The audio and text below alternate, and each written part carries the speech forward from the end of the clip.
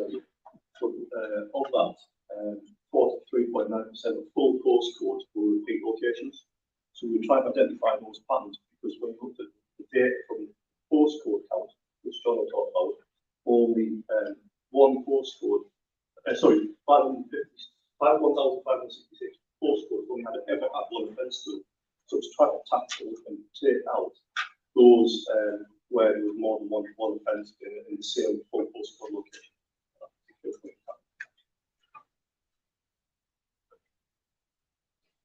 And what we're showing here is basically just a very quick illustration of a visual impression of where the burglaries are taking place. County Darwin-Darlington is really, I suppose, an important point to make here. Being a predominantly rural police force, you'll find that the crime concentrates in the sector hubs, as we call them, so your main towns, and ones, it's not actually a city, but our largest urban or metropolitan area being Darlington. And so you get these sort of squadrons in those main hubs across our force area, rather than a big urban force, whereas a much more densely, or the concentration will be down to particular areas of the city. Everything has a cost of life, everything has a cost of society. Obviously, when you look at the hopeless cost of crime, it worked out at £530 for a person to respond to a domestic abuse incident. And then when you overlay that on the date, 12 months prior to the trial, that effectively would be what the Home Office would say the cost of crime for terror cases. There's some obviously information risk to be added to that at this particular point in time. But we have to continue to afford to spend £1.4 million per year on residential burglaries. Really important just to sort of say that we were kind of going into when Andy was actually putting this experiment together, we were going into lockdown era, so to speak, lockdown. So what we're trying to show here is that before any of this took place, we wanted to see what was going on in terms of burglary across the force area. And this basically charts that out. Trend line, probably not that accurate to be quite honest with you. There's a lot of erratic sort of peaks and troughs, so to speak, going on here. But generally, as we're going into the lockdowns, that was coming down a bit. That has an important ramification for our results, which we'll report on a bit later. Just to show what's happening with burglary pre this experiment taking place. Here, really important. I mean, the bulk of what's going on in terms of the MOs, the burglaries, almost half where the property's been forced into, some sort of damage is taking place. But this is the really key statistic. So about a third of the burglaries where they give the expression that the victim has been careless, not bothering to lock a door, etc. So, taking that aside, we know what the problem is, people leaving the houses, around looking at the evidence base to understand what was already out there and what could be used to try and alleviate some of these problems. We know that target repeat victimisation is an effective tool. The systematic reviews which identify that. Publicity, again, there is some limited evidence base around that. Single surveys or single pieces of research that show making people aware that there's a particular crime type in an area that can be effective. Street lighting, I mean, there's no point investing money in street lighting when the events are happening through the day, so it's trying to take a proportionate response to some of these solutions that we've got. Property marketing, neighbourhood watch, community wardens, and field alarms and CCTV all cost money. I didn't have any money. There's nothing available, so it's trying to take something together and put it all in an effective response. So when you take things like Operation Swordfish, which ran in the West Midlands area, spent a bit of money, and almost adopted an approach of gold, silver, and bronze response to each particular house. So the houses either side of the target probably got a gold response, lights that went into the windows, timers, door locks, and stuff like that. Either side of the property got a different response up until property outside. We're often the wide approach where you look at window locks, interior lights, door deadlocks, and door times and stuff like that. The evidence base is a bit mixed, and from the research we found in Durham for the safe streets, it wasn't always as effective as it could be.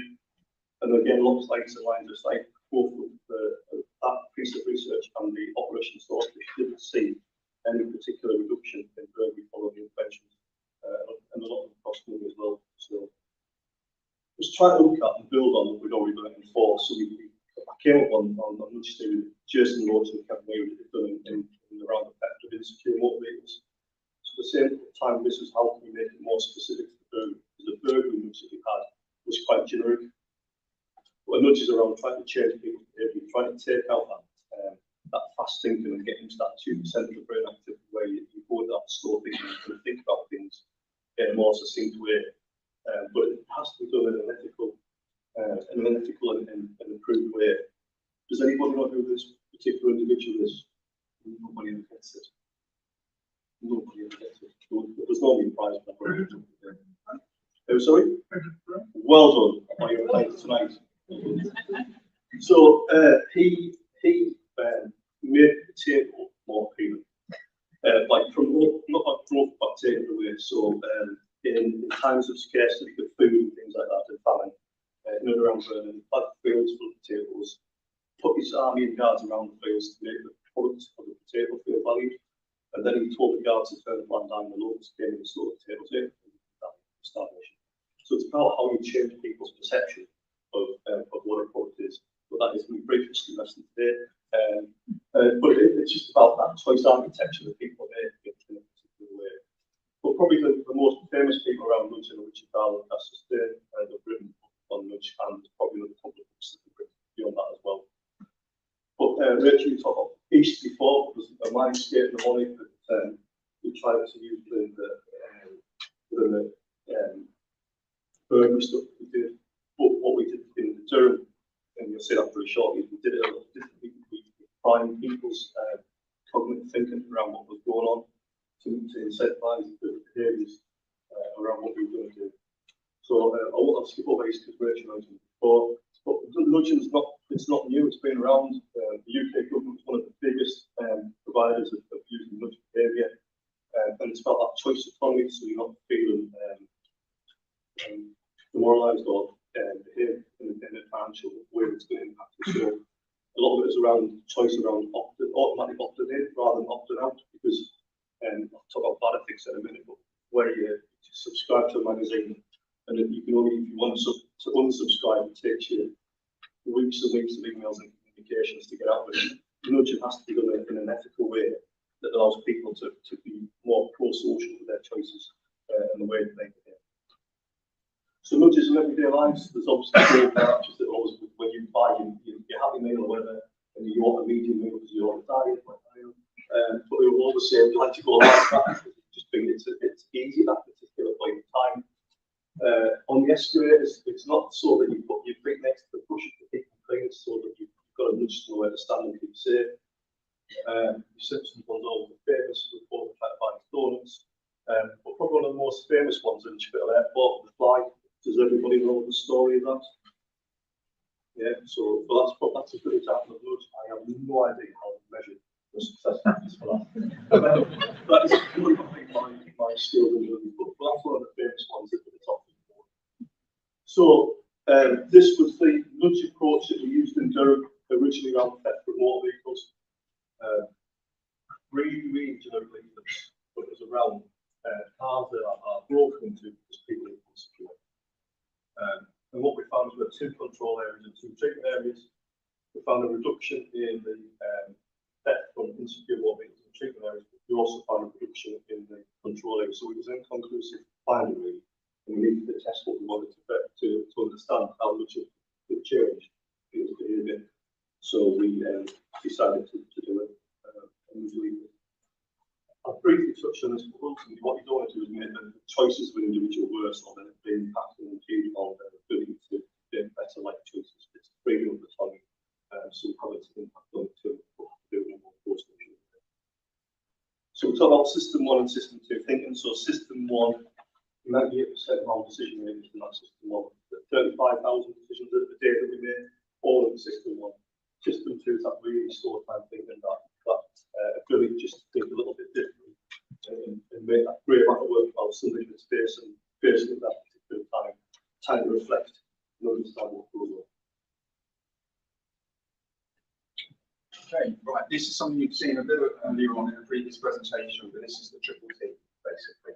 Response to the SAR model, then probability policing, but targeting. So we're using postcodes to target. Postcodes where a burglary is taking place. We're using a test. Something new, something old. Basically, an experimental, a new intervention, nudge, versus just doing business as usual. Tracking. Who got it? Did they get it to the extent that we expected them to get it?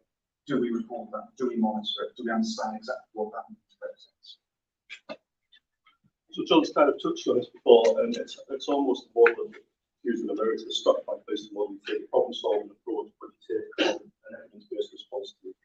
So for me, in this particular process, you can put the reason activities being of origin, situation prevention, and we try to interrupt the behaviour of the victim, interrupt the behaviour of the offender by making it more difficult, resulting in burglaries and cause because people leaving houses open. How do you make it more difficult and how do you increase the risk for them to go and commit a crime somewhere else where there's a greater risk of detection, or they change the MO where they cause damage to the particular entry point and relieve forensic opportunities. So that's how it's trying to fit into problem solving approach, taking an evidence-based response to what we do. First team, second team, testing. This is something that Peter and Katie were alluding to a bit earlier on about the case, how you test it, get the glitches out of the way, find out what's wrong, what's going to work and how it's going to break, etc. That's the time to do it. Then straight bang into a line case, and then we start testing the errors. We ran the checkpoint experiment. We learned an awful lot from that. We had 2 long running periods in terms of testing.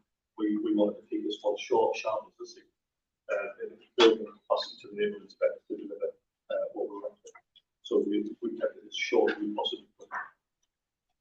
RCT design. So we used randomized control trials.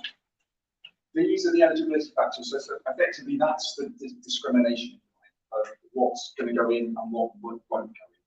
And the key way we use to assign people postcodes into one, the testing or to business as usual, using Cambridge randomized. We did this because it's a verified tool. It's got an academic paper published on academic paper out there. So we're using something that's tried and tested, not something that's just off the shelf. Who knows whether it works well. And we do not work as well. So we had 154 full postcodes on control group, 157 postcodes on treatment group. We had 99.4% experiment integrity.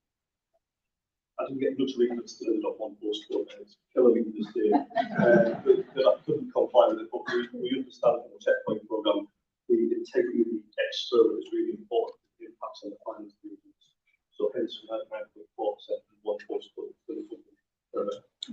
So Conventional leaflets. I mean, this is just really quickly. These are generic leaflets, not to diss any of the police forces in question, but those are available on the internet. And this also alludes to the point Rich made earlier. They're published and they are generic. That's the key word here.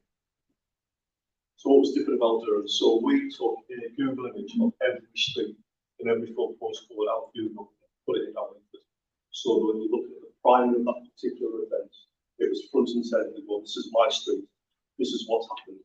Actually, a third of my burglaries in this area really was traffic or the individual and someone's broken into. And we think that that is the difference. It's been a difference to the results of the top of. We did have some generic stuff on the back. We're going to print one side of the paper, we'll have to put two. And I'll talk about some of the changes I would like to do differently if we rerun this trial. But it was really primed around trying to get people's attention on their street.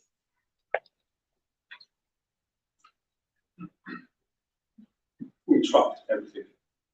Everything from start to finish in this experiment was tracked from the moment we randomised to the time it took to take things in. We looked at external validity, which John will touch on a little bit around how we made sure our randomisation was fair and balanced, which we found was really important and useful. I did some cheeky nudges in between. So on top of cheeky nudges, the enabled inspectors would get an email from me every Monday when I got the big postcode locations. And I made it as easy as possible for them to just print off the leaflet and to get their enabled teams to deliver nudge leaflet to those full postcodes in that postcode area. And as time went on, it changed, and we went to spell things out and print out the colour. Sometimes black and white, which annoyed us. But as time went on, you could see patterns in the behaviour where those postcodes, locations that would come in every week, where you could see a drop in the reduction of re-victimisation. So it's important we fed some feedback back to this actually. There's something quite promising here, continue to do it, which is really important for us. So, cost, I've touched on it at the start, so we've delivered just short of 8,000 leaflets. We didn't want it so you have to send your leaflets to the printing department on a Monday morning for it to come back on Friday afternoon and deliver it the weekend. we base our costs on what it costs us to print off an A4 printer in a local station to keep the shops sharp and see. We track police officers' time, my time, the 18 hours it took us over the period of the experiment. So it came in at a really, really low cost of just over £3,000 to run this. I had one of the chief supers who was doing this between different roles, confirm what you're doing, delivering blood treatments and doing this experiment for. So, John will talk to you about the assessment of our treatment control groups. What we're trying to do here, so this is basically to show where's there an equivalence between our treatment control groups. Yes, they were randomised, but let's evidence, let's show, let's illustrate the fact that those two groups had some equivalence. That's what this chart's trying to show. This one, that was burglary, this is vehicle crime. Just to make sure this is clear, the child experiments, what we were doing was about burglary. But this was like a little bonus, like a sort of a supplementary. We thought, if we're doing all this work to try and reduce burglary, will it have any impact on vehicle crime? We just asked that question and just a bonus experiment if you want. So we worked out it took about 37 minutes for a full postcode location given out by the PCSOs on local teams. Most of the leaflets were delivered within 3 and 4 days of the allocation for Megan was born. You could be able to spend just a look at email it came through from me. But actually most of those leaflets were delivered below that time frame because of the nature of our force and the policing things. I only got them delivered on the Monday or the Tuesday, and can't really have a rest day, so I would be picked up later on. But that shortness of the delivery of the leaflets after the repeat location is important. It builds in good fees around the possibility of other offences to occur in a short time there. This is just to say another aspect of equivalence. We just wanted to see, having randomised those postcodes into the relevant groups, is that equivalence verifiable? Is it demonstrated in terms of the indices of differentiation? We use box plots here basically to give some sort of visual sense. Yes, they are on average approximately equal. And the results. Right. So in terms of burglary, harking back to the previous slide, you notice that we were going into lockdown periods and there was a downward trend in terms of burglary. In fact, it was similar. So this is the beauty, if you will, of a randomised controlled trial, because what we found is that whilst both the treatment and the control groups actually saw a drop in burglary, reduction in burglary, there was a bigger reduction in the treatment group, i.e. that which we delivered the most. And that's what that result is reporting here, that for control and that for treatment. And the increase was almost 9% extra in the treatment group in comparison to the control. That's a reduction. Reduction. Probably on his face. Do I say that? Big Mom. And similarly for vehicle crime. Now, slight typo mistake. Andy's police officer, that's a vigorable offence. Any analysts in the room, that is not a vigorable offence. So here we go. Vehicle crime, it wasn't statistically significant, but there was a reduction, 6%, i.e. a greater reduction compared to the control. This is based, now moving into finances, the financial aspect of it. When anyone says, so are we saving any money? Then